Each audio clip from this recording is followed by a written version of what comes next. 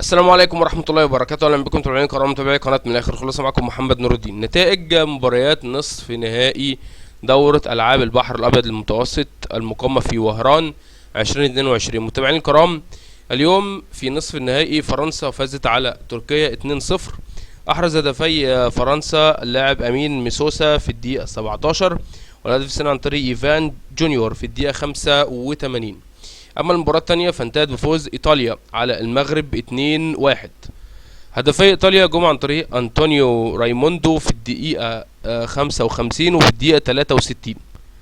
اما هدف منتخب المغرب الاولمبي عن طريق ياسين الخليفي في الدقيقة 94 قبل نهاية المباراة.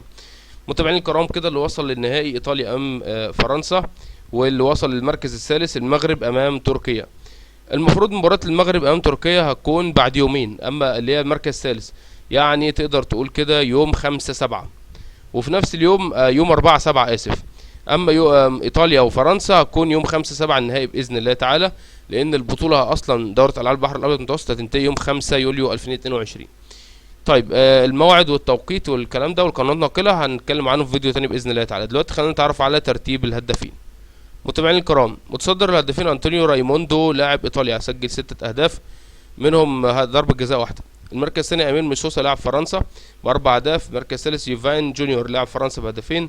المركز الرابع جورجيوس كوتسياس لاعب اليونان بهدفين. والمركز الخامس ياسين الخليفي لاعب المغرب بهدفين. والمركز السادس مهدي بوش لاعب الجزائر بهدف، وعلي شاهين يلمز لاعب تركيا بهدف ايضا. متابعين الكرام، اشترك في القناه وفعل زر الجرس ليعمل لايك الفيديو. كان معكم محمد نور الدين، نراكم في فيديو اخر باذن الله تعالى. السلام عليكم ورحمه الله وبركاته.